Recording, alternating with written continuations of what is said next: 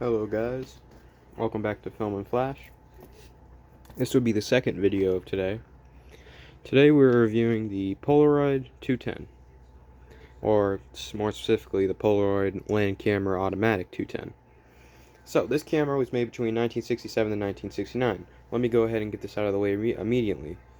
You can no longer get film for this camera. The last film made for this camera was Fujifilm FP100C for color and FP3000B for black and white, neither of which are available. You can still get expired film, however it's around, I think, $100 per pack, sometimes more, which is more money than anybody would want to pay to take photos with this camera. However, nonetheless, we can still go over the camera and how it works and, interesting details about it. This camera allows you to lighten and darken the amount of light that you let in. You want the image to be dark, slide this all the way over to the farthest darken setting. You want the image to be lighten all the way to the lightest setting. This is the automatic focus.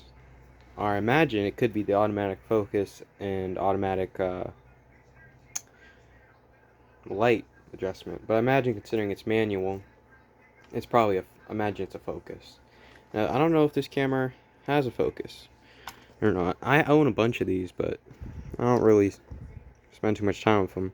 You can adjust the shutter speed here, 75, and then 3000 are the only two options for shutter speed. As you can see, this one came with a external flash attached. Basically, this flash plugs in up top here, and this right here plugs in right there, like that. And voila. And then there's a button right here that you would press, and boom, it would take a photo.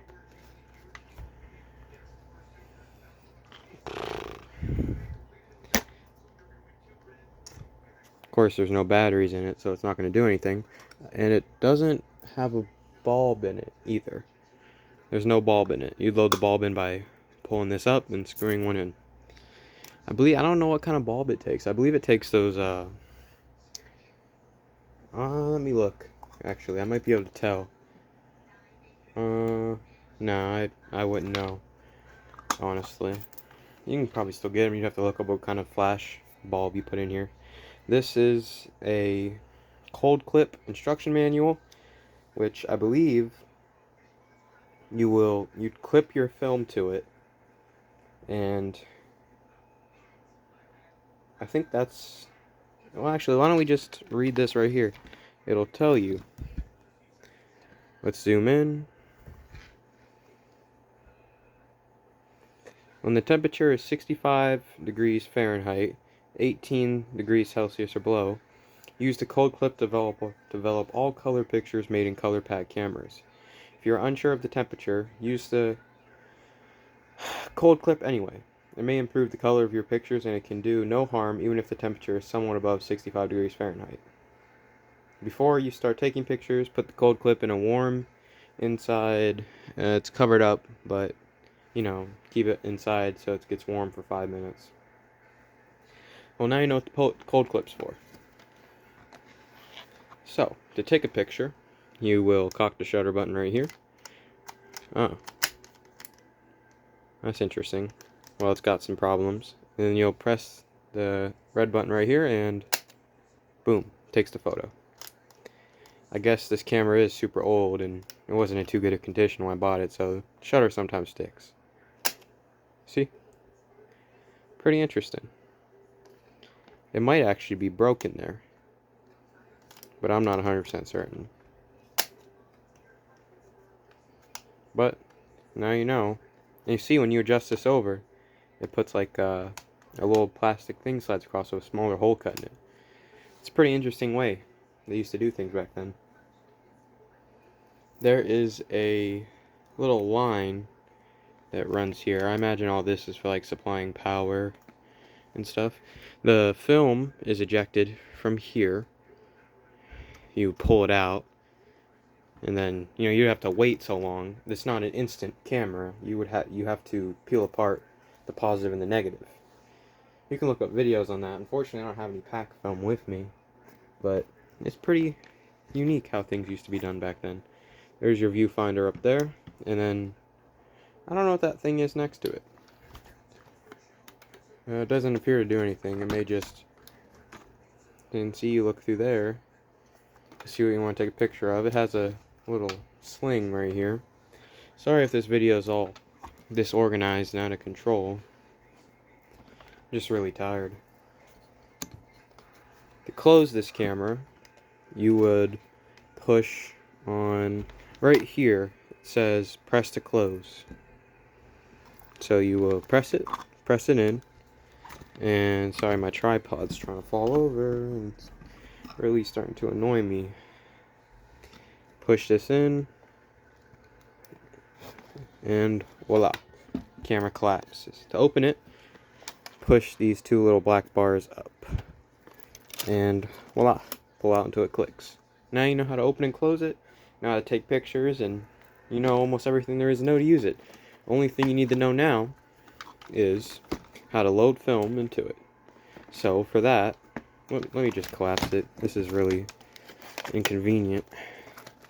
We can actually collapse it and close this part. Oh no, we can't. Oh yeah, we can. Look at that. So we can just close this, and to open it, you'll slide this over like that, and then this will just slide right open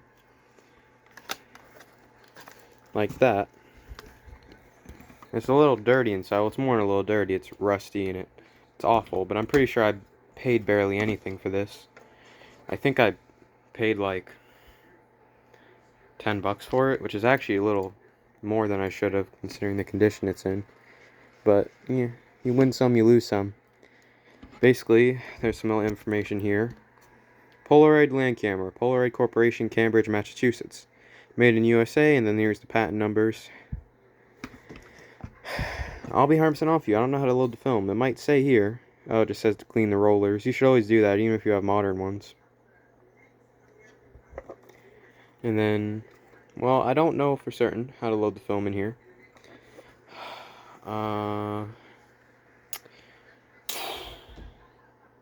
Yeah, I'm sorry. I can't help you guys with that. The same thing as I couldn't help people with the other video on how to load film. It's a little sad. I want to be able to help you guys, but, you know, there's no instructions. It doesn't really tell you. It just says make sure both sides close. So now you know that you should make sure both sides are closed. Make sure you unplug the cord if you're not using flash. The cord automatically unplugs itself because it's so tarnished. This flash alone might actually fetch some money, because you usually don't get them with the flashes attached. I have another one in my basement that's like fully complete with bulbs and everything. It even came with film. It's really nice. It's from the 60s. It's I can't tell if it's a cheaper or more expensive version of this, but Polaroid 210. And the cover, I'm pretty sure the cover pops off here at the bottom if you actually wanted to take it off. So, but you can just leave it on. It doesn't hurt anything. Camera's bulky. Weighs like 4 pounds, maybe 5 pounds. So, I don't know. You're not really going to be able to use it anyway, but if you wanted to buy it to collect it, why not? It's cool. It's a piece of history. Thank you guys for watching. Please like, subscribe, and bye.